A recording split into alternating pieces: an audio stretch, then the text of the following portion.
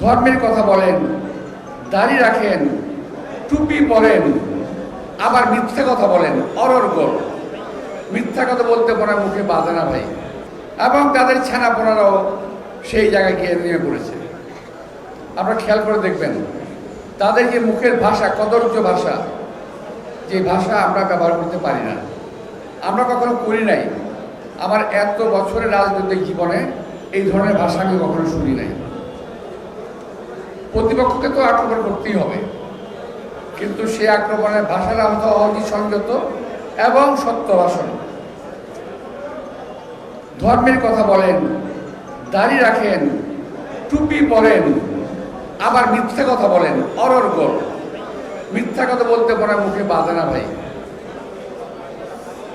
আমরা লেবাসদারি নই, কিন্তু আমরা সাচ্চা মুসলমান। আমরা কখনো মিথ্যা কথা বলি না। আমাদের ইমান আছে, ইমানে বিশ্বাস করি আমরা। আল্লাহ বিশ্বাসকারী কথা বিশ্বাস করি, তার ধর্ম করা বিশ্বাস করি।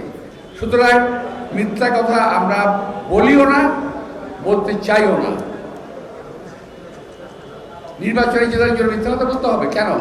কি দরকার আছে? আমি বলবো যে আমি কি করেছি নির্বাচনের জন্য, দেশের জন্য। আমি বলতে পারি যে আমি কি কি করেছি। আমি বলতে পারি আমি কি কি করব। এসেই বিএনপি সম্পর্কে, আমার নেতা তারেক রহমান সম্পর্কে, প্রার্থী সম্পর্কে আপনার জঘন্য ভাষায় কথা বলতে থাকেন। তো এতে আর যাই হোক, আপনারা খুব লাভবান হচ্ছেন, আমি মনে করি না। কিছু কিছু ব্যক্তির দ্বারা আপনার প্রভাবান্বিত, যারা এই দেশে থাকে না, এই দেশের স্বাধীনতা সার্বভৌমত্বে বিশ্বাস করে না, যারা বিদেশে থাকে, বিদেশ থেকে কথা বলে, তাদের কথা মতো আপনারা ডায়লগ দেন, বক্তৃতা দেন, কথা বলেন অসভ্য ভাষায়, নোংরা ভাষায়। আমি বেশি কিছু বলতে চাই না। দয়া করে এই দেশে মানুষকে বোকা ভাববেন না।